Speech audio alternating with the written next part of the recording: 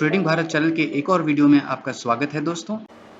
तो दोस्तों शुरू करते हैं इज़राइल फ़िलिस्तीन वॉर की खबर के साथ, क्योंकि यही खबर है जो फ़िलहाल वर्ल्ड लेवल पे सबसे ज़्यादा ब्रेकिंग न्यूज़ बनकर उभरती हुई दिखाई दे रही है। अगर हम इस खबर में देखें दोस्तों, तो इज़राइल के एक पुलिस के बॉस ने, जिनका नाम कोबी शब्ताई है, उन्होंने एंटी वॉर प्रोटेस्टर्स यानी कुछ लोग थे इज़राइल के जो युद्ध के खिलाफ प्रदर्शन कर रहे थे, उनको धमकी दे दी है कि अगर उन्होंने ये प्रदर्शन आगे जारी रखे तो उनको बसेज़ में भर के गाज़ा भेज दिया जाएगा। इसी कड़ी में दोस्तों British prime minister mister Rishi Sunak आज इज़राइल पहुंचे और उन्होंने इज़राइल के लोगों के साथ अपनी संवेदनाएं जताईं।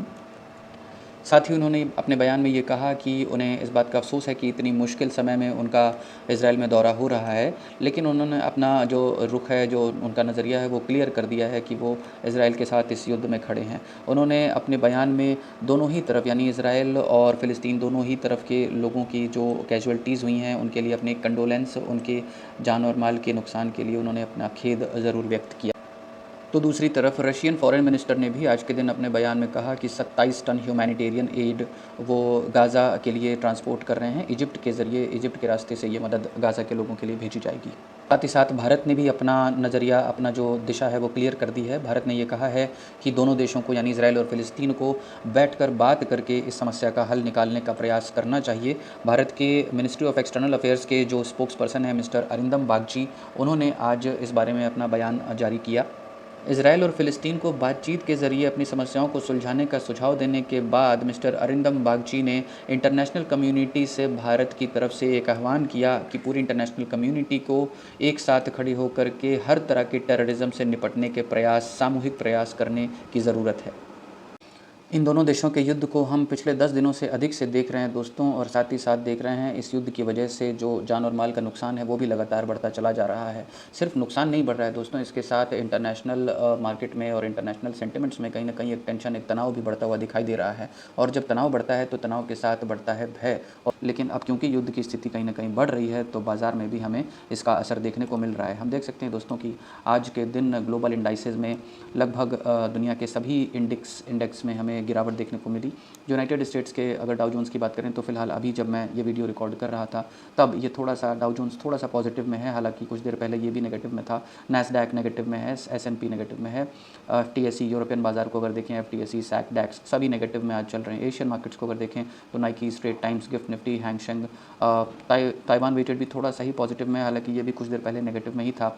जकार्ता कंपोजिट, शंघाई कंपोजिट, सारे के सारे इंडेक्स नेगेटिव में फिलहाल ट्रेड कर रहे हैं दोस्तों, क्योंकि भय बढ़ता चला जा रहा है युद्ध के बड़े हो जाने का। और साथ ही साथ ये भी एक आशंका जताई जा रही है कि ये जो युद्ध है ये कहीं विश्व युद्ध का रूप ना ले ले। तो अगर ऐसा कुछ होता है दोस्तों तो ये बहुत ही नकारात्मक बात होगी, एक नेगेटिव बात होगी बाज़ार के लिए। बहुत बड़ा नुकसान हो जाएगा, स्टॉक मार्केट का ही नहीं बल्कि ओवरऑल ग्लोबल बाज़ार का नुकसान हो सकता है इसकी वजह से।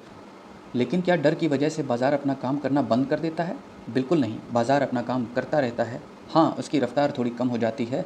इसी कड़ी में रफ़्तार नापने को लेकर के पिछले क्वार्टर के रिज़ल्ट्स आ रहे हैं कि किस कंपनी की रफ़्तार कितनी है, और फिलहाल हमारे पास नेस्ले के रिज़ल्ट्स आ चुके हैं। क्वार्टर 3 के रिज़ल्ट्स इसको कहा जा रहा है क्योंकि नेस्ले जहाँ की कंपनी है वहाँ पे फाइनेंशियल ईयर 1 जनवरी से 31 दिसंबर का होता है, तो जुलाई से सितंबर का जो क्वार्टर है उसको क्वार्टर 3 कहा जाता है। फिलहाल इसके प्रॉफिट्स में ईयर ऑन ईयर बेसिस पे हम देख सकते हैं दोस्तों कि 36% का जंप हमें देखने को मिल रहा है। साथ ही साथ नेस्ले की तरफ से एक और खबर दी गई है कि उनके स्टॉक्स में अब स्प्लिट होने जा रहा है। हाँ दोस्तों, नेस्ले के स्टॉक्स क्योंकि काफ़ी बड़ी मात्रा में उनका जो अमाउंट है वो हो चुका था, तो फिलहाल उनके एक स्टॉक को 10 में बांट दिया जाएगा, यानी 1:10 का रेशियो कंपनी रखने वाली है। फिलहाल कंपनी के जो एक स्टॉक का होल्डर होगा उसको 10 नेस्ले के स्टॉक मिल जाएंगे। साथ ही साथ कंपनी के स्टॉक के जो दाम है वो भी हमें उम्मीद है कि 1/10 हो जाएगा, यानी 10वें भाग में बंट जाएगा। फिलहाल चलते हैं नेस्ले की रिपोर्ट्स की तरफ दोस्तों। तो नेस्ले के प्रॉफिट्स को हमने पहले से ही अपनी एक्सेल शीट पे प्लांट करके रख लिया है अलग अलग जगहों से, क्योंकि डेटा अलग अलग तरह का मिलता है तो कई सारी चीज़ों को कंसोलिडेट करने के लिए हमें ऐसा करना पड़ता है।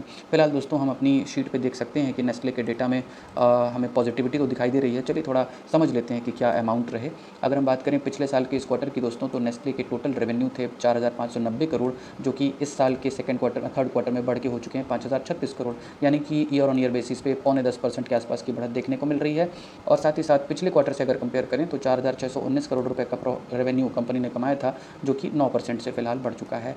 अगर हम बात करें दोस्तों earnings before interest, taxes, depreciation and amortisation की, तो हम देख सकते हैं कि कंपनी ने पिछले साल के इसी क्वार्टर में 943 करोड़ रुपए का प्रॉफिट बनाया था, जो कि इस साल बढ़ के 1,225 करोड़ रुपए हो चुका है, यानी तकरीबन 30% की बढ़त हमें इसमें दिखाई दे रही है। साथ ही साथ हम पिछले क्वार्टर से अगर कंपेयर करें तो 972 करोड़ रुपए का प्रॉफिट बिफोर ITDA कंपनी ने बनाया था, जिसमें हमें 26% की बढ़त इस क्वार्टर में आते हुए दिखाई दी है।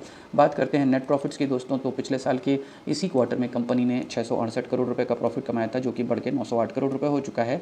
35 से 36% के आसपास की हमें इसमें बढ़त दिखाई दे रही है। बहुत ही अच्छी बढ़त ये है। और साथ ही साथ अगर हम पिछले क्वार्टर से कंपेयर करें तो 698 करोड़ रुपए का पिछले क्वार्टर में कंपनी का प्रॉफिट था, जो कि बढ़ के 908 हो चुका है, यानी 30% की बढ़त हमें इसमें दिखाई दे रही है। तो ओवरऑल दोस्तों हर तरीके की बढ़त हमें इसमें दिखाई दे रही है। तो ओवरऑल हम देख सकते हैं कि कंपनी के टोटल रेवेन्यू में भी हमें ईयर ऑन ईयर बेसिस पे बढ़त दिखाई दे रही है। कंपनी के प्रॉफिट बिफोर टैक्सेस में भी हमें ईयर ऑन ईयर बेसिस पे बढ़त दिखाई दे रही है, और नेट प्रॉफिट्स में भी बढ़त दिखाई दे रही है। क्वार्टर ऑन क्वार्टर बेसिस पे भी हम तीनों ही चीज़ों में बढ़त आते हुए देख सकते हैं। तो बात करते हैं अगर एस्टिमेट्स की, तो एस्टिमेट्स के अमाउंट यहाँ पर मैंने लिख दिए हैं। टोटल रेवेन्यू के एस्टिमेट्स जो थे इस क्वार्टर के लिए कंपनी के, वो 5,177 करोड़ रुपए के थे। तो कहीं ना कहीं कंपनी ने अपने एक्सपेक्टेशंस को मिस किया है। अगर हम बात करें profit before interest, taxes and depreciation की, तो उसके एस्टिमेट्स थे 1,205 करोड़, जहाँ पर कंपनी ने अपने एस्टिमेट्स को बीट किया है। अगर हम बात करें दोस्तों नेट प्रॉफिट्स की, तो कंपनी के नेट प्रॉफिट्स के एस्टिमेट्स थे 841 करोड़, जहाँ पर कंपनी ने 908 करोड़ रुपए का प्रॉफिट कमा के फिर से एस्टिमेट्स को बीट किया है। तो हम देख सकते हैं कि नेट प्रॉफिट्स में और प्रॉफिट बिफोर टैक्सेस में तो कंपनी ने अपने एस्टिमेट्स को बीट किया है, हालांकि टोटल रेवेन्यू में कंपनी अपने एस्टिमेट्स को बीट नहीं कर पाई है। इतने गिरते हुए सेंटिमेंट में और इंटरनेशनल मार्केट की एक नेगेटिव सेंटिमेंट के बावजूद अच्छी रिपोर्ट्स आने के बाद कंपनी में हमें 3.5% की बढ़त देखने को मिली। अगर इनके पिछले 5 साल की परफॉर्मेंस को देखें दोस्तों, तो 5 साल में कंपनी ने अपने इन्वेस्टर्स को 150% के रिटर्न्स कमा के दिए हैं। अगर लार्ज कैप कंपनी जो कि ये है, क्योंकि इनका मार्केट कैप 2.25 लाख करोड़ रुपए के आसपास का है, तो उस स्केल पे अगर देखें तो ऐसी कंपनीज़ को एक स्टैंडर्ड माना जाता है कि अगर ऐसी कंपनीज़ के स्टॉक्स में 5 साल में 100% से ज़्यादा का गेन दिखाई देता है, तो उन्हें अच्छा परफॉर्म करने वाली कंपनी माना जाता है। तो इस स्केल पर तो कहीं ना कहीं ये कंपनी एक अच्छा परफॉर्म करने वाली कंपनी दिखाई देती है। नेस्ले से हम सभी पहले से ही परिचित हैं दोस्तों, काफ़ी समय से अगर आप स्टॉक मार्केट में काम कर रहे हैं तो आपको इनके बारे में कोई संदेह होना ही नहीं चाहिए। पिछले 1 साल में कंपनी ने 20% की बढ़त अपने इन्वेस्टर्स को दी है, और पिछले 5 दिन से भी ये स्टॉक पॉजिटिव ही चल रहा था। 3.83% की बढ़त हमें इसमें देखने को मिलती है।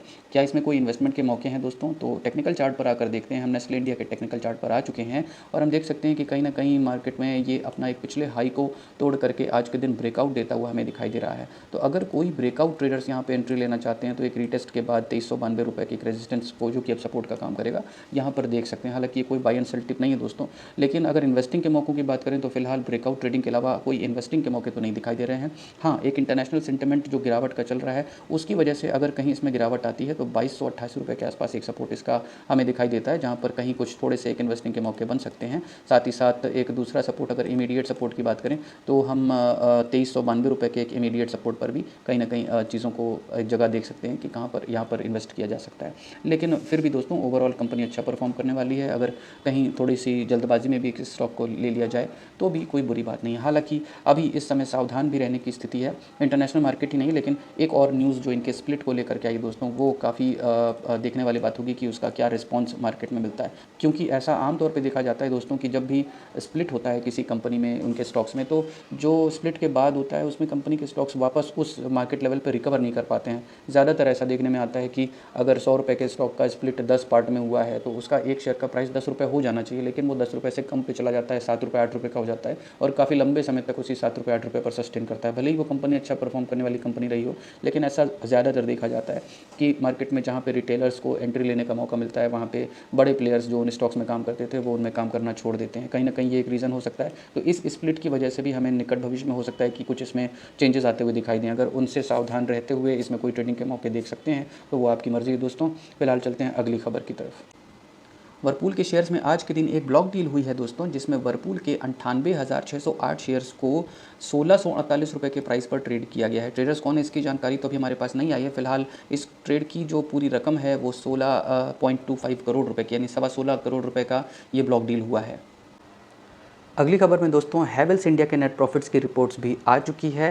हैवेल्स इंडिया भारत में एसी और केबल्स का निर्माण और व्यापार करते हैं। इनके नेट प्रॉफिट्स में पिछले साल के इसी क्वार्टर के मुकाबले 33% की बढ़त हमें देखने को मिली है। फिलहाल कंपनी के प्रॉफिट्स 249 करोड़ रहे हैं जुलाई से सितंबर क्वार्टर यानी कि दूसरे क्वार्टर के लिए। डिटेल रिपोर्ट देखने के लिए देखें हमारा अगला वीडियो, जिसमें हम दूसरी खबरें भी साथ में आपको दिखाएंगे। मिलते हैं अगले वीडियो में, तब तक के लिए धन्यवाद। दोस्तों, ट्रेडिंग भारत के वीडियोस देखने के बाद अगर आप कोई ट्रेड लेते हैं तो उस ट्रेड में हुए प्रॉफिट्स या लॉसेस की जिम्मेदारी ट्रेडिंग भारत की नहीं होगी।